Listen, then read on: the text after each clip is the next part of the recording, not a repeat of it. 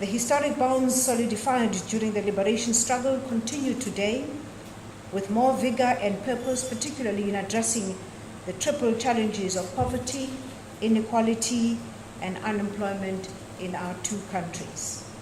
We meet here today in very trying times as our economies both are undergoing challenges. South Africa is therefore more determined to continue to expand efforts towards ensuring socio-economic development, joint prosperity, and mutual benefit to both our countries. And in this regard, South Africa would like to take this opportunity to build a solid foundation, a dependable, cooperative partner with Zimbabwe that will take us forward. This, our third BNC, is likely to bear more fruit than at any other time, precisely because of the challenges that face us. It also bears testimony to our joint efforts and intentions to further deepen the ties between our two great countries. I'm encouraged to note that since the signing of the BNC agreement in 2015, we've been consistent in holding our meetings between our two countries, not as a matter of ticking the calendar, but more importantly, with purposeful intention of seeking tangible outcomes aimed at bringing forth real change. Honourable Minister, it is essential that mutually beneficial economic ties and investment flows grow between our two countries, as these are the foundation for mutual benefit and regional integration. Our interactions and consultations within the framework of the BNC bring forth value and enhance the implementation of all the agreements that we have committed ourselves to and yet to sign, and the commensurate accountability that goes with all of these agreements. We have also agreed with my counterparts that we will have a method of accountability so that we're not just ticking off, we're actually making sure that we report on how far we are on those agreements that we have already signed in the past. I'm pleased to note that we have signed 45 agreements and memoranda of understanding in various fields that currently exist between our two countries. Furthermore, I'm pleased to learn that several agreements and MOUs between our departments are currently at various stages of completion and will soon be signed. And as I heard you were indicating that perhaps we might try signing them tomorrow. We will be working on that, Minister. Your word for now is our command. It is imperative that we continue to expand our cooperation for the good of our people. The growing number of MOUs and agreements since our last meeting clearly demonstrates decisiveness and commitment to our quest to see our relations expanding and deepening beyond the current status. It is a depiction of the seriousness and importance we attach to this cooperation between the two sister countries. Together, our decisiveness to move forward is not premised solely on the long list of MOUs and agreements, but more importantly on the implementation thereof. That is why also we want to make sure that we have accountability for all of the agreements that we have so far signed. Our main goal and vision is to see real changes in our people's livelihoods.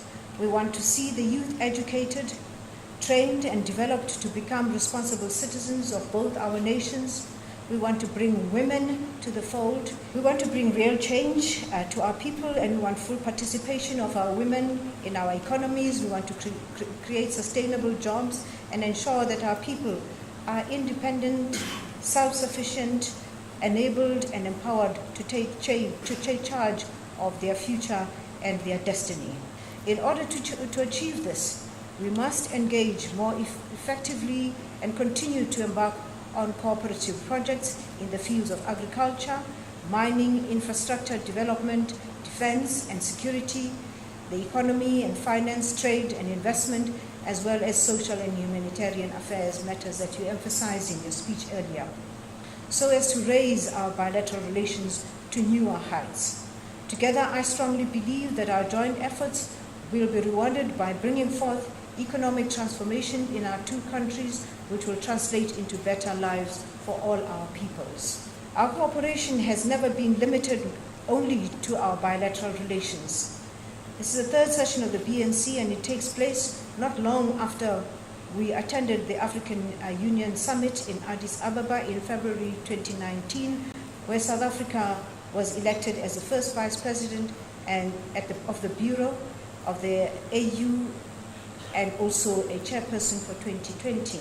And I want to take all of you into confidence to say that we would not have achieved this without the outstanding help of my brother, Dr. Moyo. Thank you so much for your support.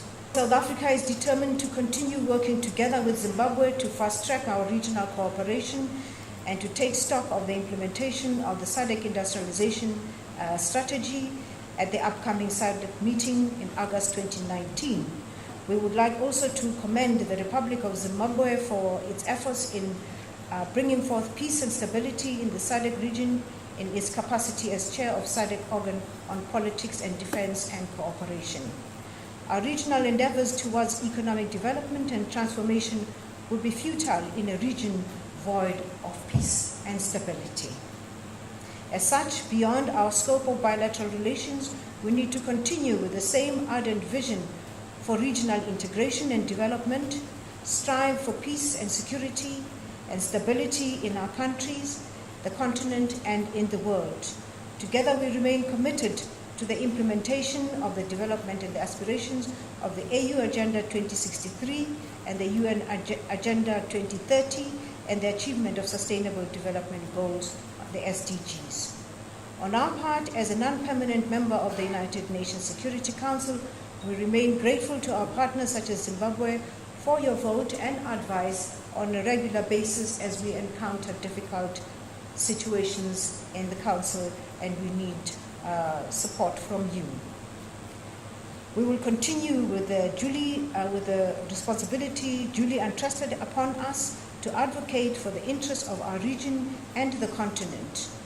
Honorable Minister and ladies and gentlemen, we meet here today to assess our progress in the implementation of the bilaterals and to strengthen our relations. Our last meeting was in Pretoria in October 2017, and this morning we had the occasion of going through what we have achieved since then, and I am glad to report that we are very proud of what we have achieved, and I'm hoping that we will continue at that same level. Honorable Minister, I want to take this opportunity on both our behalf to wish the people of Ethiopia and those that have been affected by the tragedy of the plane our sincerest condolences.